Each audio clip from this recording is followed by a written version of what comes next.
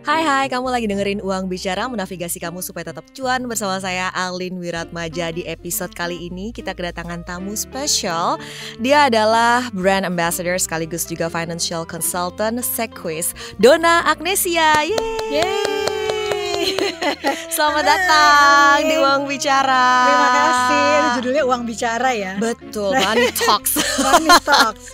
Jadi kita mau ngobrolin soal hidup yang fleksibel nih dari sisi financial planning. Kalau menurut Donna sendiri hidup yang fleksibel tuh kayak gimana sih? Flexible life. Iya, kalau bicara soal hidup yang fleksibel itu kan kalau kita bicara kata fleksibel sendiri kan artinya mampu menyesuaikan dan bisa beradaptasi dengan segala macam kondisi, dengan segala macam tantangan yang ada. Kita tahu juga bahwa setiap hari berubah, ya kan, zaman hidup itu pasti berubah. Nah, kita pengen punya hidup yang walaupun kondisi berubah, walaupun ada tantangan di sana sini, tapi kita tetap bisa hidup stable gitu.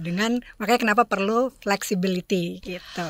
Stability, flexibility ini penting banget. Nah, kalau kita bicara demografi Indonesia, ini kan isinya paling banyak millennials, Gen Z, usia-usia produktif, masih muda, berasa masih kuat, gak butuh proteksi. Bener gak sih sebenarnya kayak gini nih?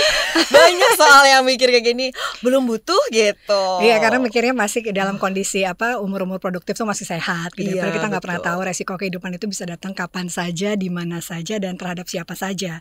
Salah satunya adalah misalnya sakit gitu kan.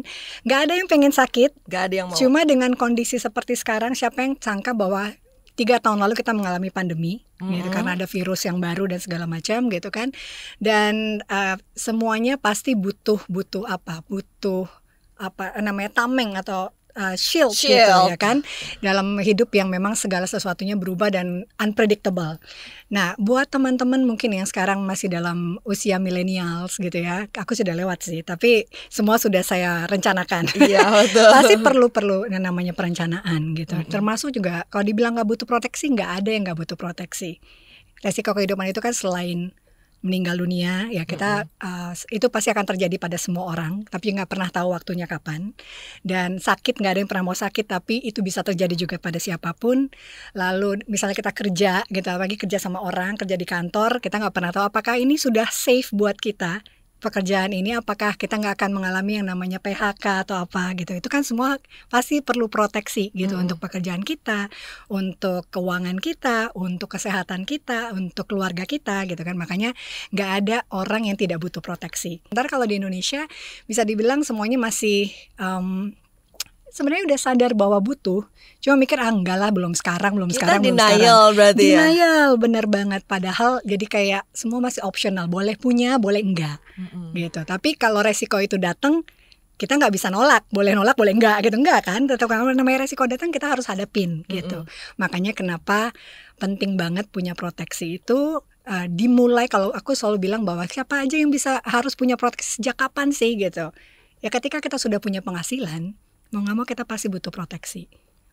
Proteksi dari penghasilan kita, kesehatan kita, dan kalau sampai terjadi sesuatu sama kita, terjadi resiko meninggal dunia atau apa, kita punya keluarga misalnya, atau orang yang bergantung hidupnya sama kita, mereka juga harus kita proteksi kan. Iya gitu. betul, karena ada banyak ketidakpastian lah ya dalam hidup ini.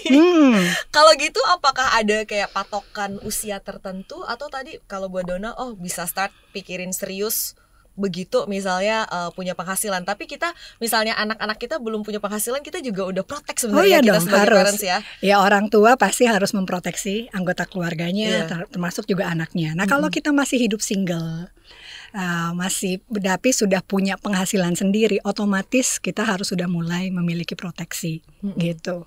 Dan usia berapanya sekarang anak-anak muda umur 18-19 tahun, walaupun mungkin masih kuliah, udah banyak yang punya penghasilan loh gitu kan, bisa punya penghasilan. Jadi kalau aku pun berdasarkan pengalaman aku, begitu aku punya penghasilan sendiri, aku punya proteksi sendiri. Nah, kalau dari Donna sendiri, ini kan kita buat yang kerja kantoran selalu ngerasa enggak kok ada dari kantor kayak gitu. Sebenarnya asuransi kantor nih cukup apa enggak, atau kita perlu membekali diri dengan ekstra proteksi? Kalau dilihat dapat dari kantor misalnya, aku selalu bilang sama teman-teman aku juga yang kerja kantoran, kalaupun lo udah dapat dari kantor istilahnya, tapi berapa lama sih kantor bisa memproteksi lo? Lo berapa lama akan kerja di kantor itu? Nobody knows, nggak ada yang pernah tahu. Satu, kalau misalnya pada saat udah nggak kerja lagi atau pada saat pensiun deh gitu, kalau mungkin bisa dalam jangka waktu yang cukup lama sampai umur 55 bisa kerja di kantor yang sama, diproteksi gitu kan. Tapi kalau setelah umur 55 itu gimana?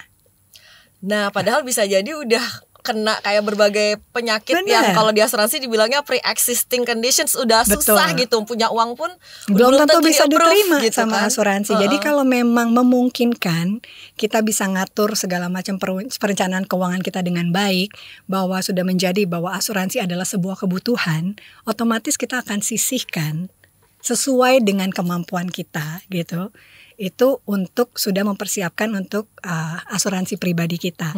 Itu kan produk asuransi kan juga banyak macam-macam. Kita bisa tentuin sesuai dengan kita butuhnya apa, sama kita kemampuannya berapa gitu. Dan nggak semua asuransi kantor mengcover seluruh keluarga loh.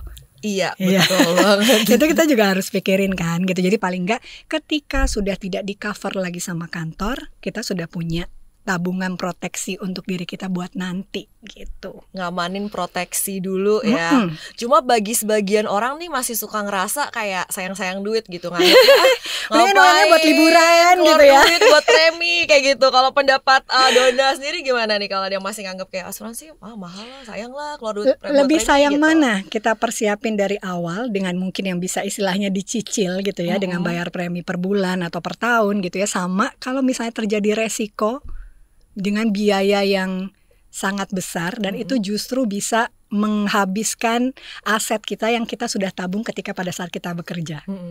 Itu lebih mendingan mana? Mendingan kita nyicil sekarang. Mending kita siapin gitu kan, dialokasiin gitu kan untuk hal-hal yang gak ketebak istilahnya. Betul, daripada ketika akhirnya amit-amit terjadi resiko sakit dengan biaya yang sekarang udah MM-an ya, biaya rumah sakit kalau misalnya terkena sakit yang bisa dibilang parah gitu, itu bisa sampai MM-an, dan aset rumah segala macam itu bisa istilahnya hilang gara-gara kita harus bayar biaya rumah sakit. Sayang banget. Lebih sedih lagi. Nabungnya pelan-pelan. Nabungnya udah lama, puluhan gitu. tahun gitu, kerja berapa puluh tahun untuk bisa dapetin rumah seperti itu misalnya. Ini sebenarnya buat anak juga kan, kalau misalnya orang tuanya tercover sampai 100 tahun tuh kasih kelegaan banget gak sih? Betul. Kayak Dan kita juga nggak pengen gitu ketika kita sakit pada saat masa tua itu kita nyusahin anak. Kalau aku gitu ya. Iya benar. Jadi lebih baik aku persiapkan proteksi aku dari sedini mungkin. Jadi ketika nanti anak-anak sudah dewasa dengan kehidupannya sendiri, aku udah nggak mikirin harus nanya anak minta tolong dong bayarin rumah sakit mama atau apa gitu. Jangan sampai sih. Iya, jadi gitu. ini sebenarnya proteksi aset dan juga ada peaceful mind yang nggak bisa diukur pakai uang sih ya. Betul, kadang orang lebih suka mengasuransikan asetnya dibanding dirinya sendiri. Ya kan, punya mobil diasuransiin, punya rumah, sementara orang yang membeli mobil, membeli aset itu nggak diasuransiin kalau terjadi sesuatu sama kita. Jadi penting banget memproteksi diri kita sedini mungkin dan mencari produk yang memang bisa dibilang fleksibel, sesuai dengan kebutuhan kita dan sesuai dengan kemampuan kita gitu. Iya, saya suka banget kata-katanya Dona, sesuai dengan kebutuhan, sesuai dengan kemampuan. Misalnya di kita simulasikan ada satu individu yang masih single, penghasilannya 10 juta sebulan. Nah, kira-kira kalau Dona kasih advice apa dulu nih yang bisa dipertimbangkan untuk dia punya proteksi? Ya, kalau misalnya dilihat dari piramida proteksi gitu ya atau asuransi, itu kan selalu yang paling bawah adalah asuransi kesehatan. Karena resiko sakit itu bisa terjadi kapan saja tanpa kita tahu waktunya kapan gitu ya. Setelah kesehatan kita harus punya proteksi jiwa atau buat dana warisan, apalagi yang sudah menikah atau merencanakan untuk menikah, laki-laki apalagi misalnya dia tulang punggung keluarga yang bekerja gitu ya, itu paling nggak dia harus punya proteksi jiwa untuk warisan kalau terjadi sesuatu sama kita, anak-anak dan istri bisa hidup dan masih bisa melanjutkan sekolah misalnya. Berapanya nanti itu tergantung balik lagi kemampuannya kita berapa dulu gitu kan. Yang ketiga yang kedua sebenarnya sebelum si warisan itu ada namanya sakit kritis gitu. Itu banyak banget orang yang juga belum sadar tentang itu gitu. Bisa dibundling dengan asuransi kesehatan atau juga berdiri sendiri. Jadi kalau kita sakit atau apa kita masih tetap punya. Jadi dia bukan untuk bayar biaya rumah sakit, tapi dia lebih ke kalau kita sakit kita nggak bisa kerja, at least biaya-biaya yang harus kita bayar tiap bulan itu sudah ada yang cover dengan santunan dari penyakit kritis. Jadi dia ngasih uang cash. Yes, gitu. Terus baru tadi warisan, yang keempat yang paling atas baru investasi gitu. Walaupun kalau misalnya kita lihat dari financial planning, aku selalu ada yang satu teori aku suka tuh presentasinya 40 30 20 10. 40 tuh lebih kebutuhan, 30% itu untuk cicilan-cicilan, 20% itu lebih buat investasi, 10% tuh orang bilang buat kebaikan atau amal. Nah, sekarang kita klarifikasi, asuransi itu masuknya yang mana? Masuk di kebutuhan atau masuk di cicilan? Yang 40% itu ya kan udah masuk pengeluaran rutin gak sih? Iya, betul. Karena kan ketika kita ingin memiliki proteksi kesehatan, itu udah kita harus berpikir bahwa kita harus membayarnya seumur hidup. Selama kita pengen diproteksi, kita harus bayar premi terus, gitu. Jangan sampai polisnya lapse lah, atau nilai tunainya berkurang, atau nggak bisa bayar biaya asuransi tiap bulan. Itu yang akhirnya ketika kita terjadi resiko justru polisnya udah mati gitu, atau lapse gitu kan, jadi nggak bisa dipakai manfaatnya gitu. Jadi kalau misalnya tadi bicara soal uang 10 juta penghasilan kita, berapa kira-kira yang bisa dipakai untuk bayar asuransi? Kalau kita ambil dari 40%-nya, 40% dari 10 juta berarti kurang lebih 4 juta. Tapi kan itu buat bayar listrik, buat makan sehari-hari, misalnya dengan kebutuhan-kebutuhan utama kita gitu. Nah, berapa sih ideal dari 4 juta itu, dari 40% itu yang bisa dipakai untuk asuransi? Kalau aku paling nggak 10% dari itu. Cari premi yang 1 jutaan kayak gitu ya. Boleh dong diceritain produk dari Sequis yang menjawab kebutuhan kita semua nih. Yang fleksibel gitu ya. Tapi sebenarnya Sequis itu punya banyak banget produk yang bisa disesuaikan dengan kebutuhan kita. Misalnya kita punya, sebelum aku masuk ke produk yang mungkin fleksibel itu tadi ya, kita punya asuransi jiwa. Jadi istilahnya palu mau gue ada. Ada asuransi jiwa murni gitu ya, whole life. Terus ada yang kesehatan ada, untuk dana pensiun juga ada, terus pendidikan, asuransi pendidikan ada, asuransi critical illness dan segala macam itu ada, kita ada banget. Jadi sebenarnya banyak mungkin orang yang tidak mau punya asuransi atau anti banget sama asuransi karena nggak tahu konsepnya. Padahal kan sebenarnya resiko kehidupan itu bisa saja terjadi dan pasti ada yang terjadi sama kita gitu ya. Makanya kenapa perlu ada manajemen resiko, salah satunya dengan asuransi gitu. Nah, kalau tadi bicara soal yang produk yang fleksibel, kita punya asuransi kesehatan juga macam-macam. Mau yang limit berapa? Mau yang di cover sampai semana itu ada. Katanya sampai 90 miliar ada tadi Dona cerita. Ada. Itu bisa di cover whole worldwide dengan maksimum coverage itu 90M yang refill setiap tahun. Ya, tadi ngomong-ngomong soal sesuaikan dengan kebutuhan dan kemampuan, dan juga ternyata ada coverage yang fleksibel dari Sequis nih, IMC Shield. Nah, boleh dijelasin nggak Mbak Dona ini kayak gimana sih sebenarnya? Ya, jadi kita bisa memilih antara mau di full coverage sama Sequis dengan premi tertentu, atau misalnya kita berpikir bahwa kita punya asuransi kantor, misalnya yang cover kalau misalnya ada terjadi sesuatu sama kita, sakit atau apa tuh misalnya bisa di cover 20 juta gitu kan. Nah, kalau ternyata ada bill rumah sakit 100 juta, 20 jutanya misalnya di cover kantor, sisanya Sequis yang bayarin gitu, yang full coveragenya untuk sisa dari yang asuransi kantor itu misalnya. Atau kita ternyata misalnya nggak ada asuransi kantor tapi pikir, gue kalau misalnya kena sakit atau terjadi resiko pada gue harus ke rumah sakit, mungkin gue bisa mampu dia bayar 5 juta gitu. Sisanya di cover sama Sequis. Jadi itu akan berpengaruh terhadap premi. Jadi makanya preminya bisa fleksibel banget sesuai dengan item-item yang kita pilih gitu, maunya apa gitu. Oke, yang penting punya proteksi dulu aja. Yang penting punya proteksi dulu, betul. Karena gimana pun proteksi itu penting supaya ya kayak tadi kita ngobrol ya, bahwa jangan sampai kalau terjadi resiko sakit sama kita, aset-aset yang sudah kita miliki dari zaman kita masih baru mulai kerja, segala sesuatu investasi dan lain-lain itu akhirnya hilang hanya karena harus bayar bill rumah sakit. Jangan sampai. Jadi ini boleh dikata flexibility-nya tadi personalization banget kayak gitu ya. Jadi ya aku selalu bilang bahwa asuransi itu very personal. Karena ya itu balik lagi bahwa kita butuhnya apa, kita mampunya bayar premi berapa, dan itu semua bisa dibicarakan. Istilah kita cari yang paling pas lah sama-sama. Kalau aku gitu ya, kalau nasabah maunya apa, butuhnya apa, lo mampunya berapa nih tiap bulan untuk disisihin untuk punya asuransi. Tapi at least kita harus punya.